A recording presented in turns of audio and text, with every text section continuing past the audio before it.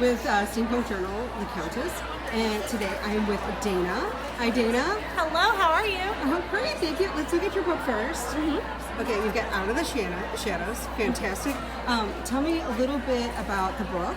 So essentially in this book, our main character, Lenore, she's a thief, so she's on the run from the law, and she thinks she finds safety by assuming a new identity with this wealthy but eccentric family, only to realize that they're hiding some pretty big secrets, and that's kind of everyone's jam in this. Everyone has secrets, and so you get to uncover those as you read. And of course, someone who knows who she really is chasing after her. Ah, that's a great premise for a book. I love that. Thank you. How'd you get into steampunk? So my dad's an engineer, and my mom's a seamstress, so I always kind of grew up seeing how stuff got put together. And when I discovered the steampunk genre, it was kind of just a natural fit of like, oh, this is amazing. And you get all the cool engineering stuff and all the nerdy science stuff, and you can just combine all of those things. But I kind of like that it does have limitations. You know, you have that steam level technology, and so it kind of makes you have to think outside the box of what can you do with this while still maintaining a foot in reality. Oh, that's really awesome. I love that. I love that explanation. That's really cool. Thank you. Tell us where we can find your books at. So you can find my books basically everywhere. Amazon, Barnes & Noble, Kobo, pretty much anywhere that you buy books, you can find them. I do have 2 available on audio. More will be coming out. Out of the Shadows is available on audio, as well as another book in my series called Raven's Cry. And they're available in print, ebook, basically however you like to get your books, you can get them that way. Awesome. Thank you for talking to Steampunk Journal today. Thank you very much. And enjoy the rest of PenCon. Appreciate it. Thank you. Bye-bye. Thank you. Hi, Eric. How are you today? Excellent. And how is your PenCon going today? Very good, very good.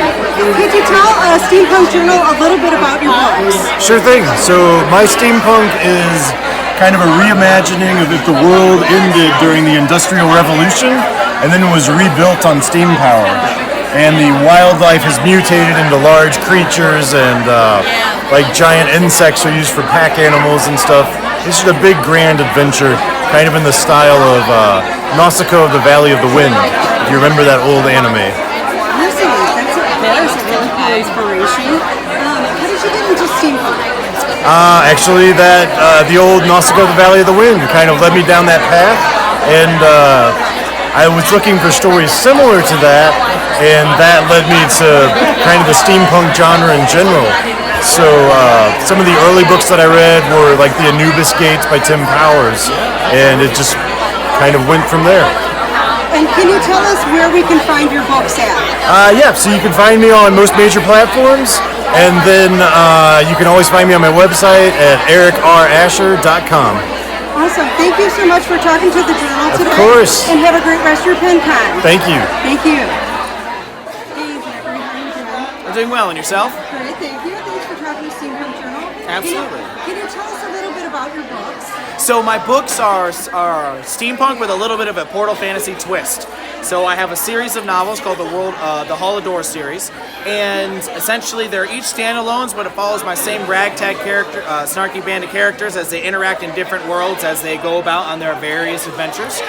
Starts with the first book where my characters Adal and Arya, basically this one right here. They find their way on a lift to the center of our world and find out that our entire world is powered by a giant mechanized city called the World Machine.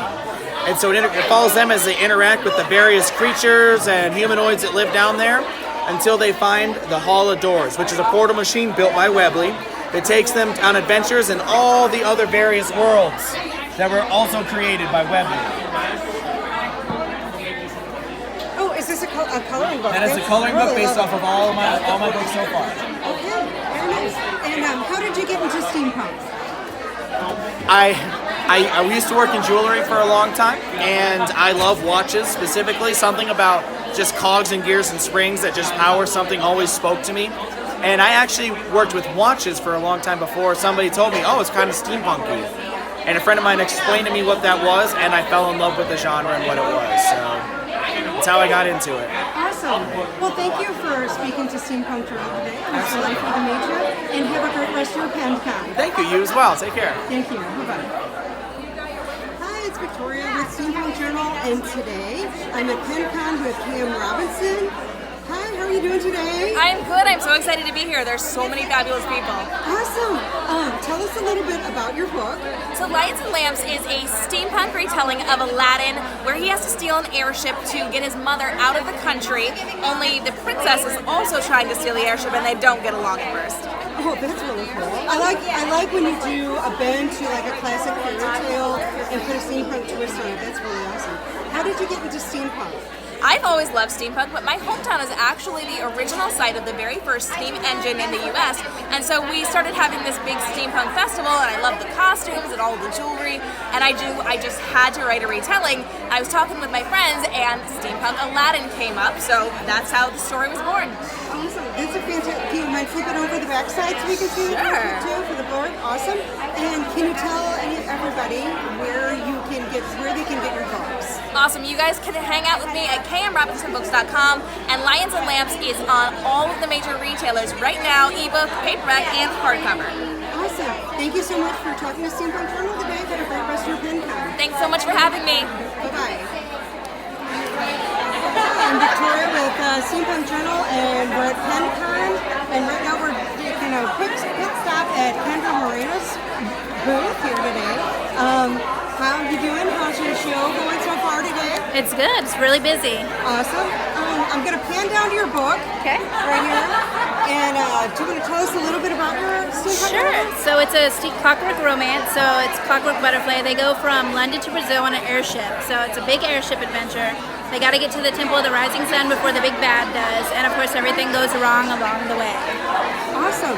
And how'd you get into steampunk or writing steampunk? I've always been a fan. So my earliest steampunk memory is I dressed up as a steampunk Loki for a Comic-Con. Oh, nice. That's a good mashup. Yes. So I love steampunk, and I was like, I'm such a big nerd, I might as well just write a steampunk book and what I love, and that's how it was born.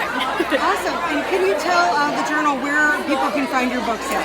Yeah, so the steampunk book is available on Amazon. Some of my other books are available on Amazon, Nook, and Kobo, but you can definitely find me always on Amazon. Awesome. Thank you for talking to Steampunk Journal today, and have a great rest of your time. Thank you. You too. Bye-bye. Bye.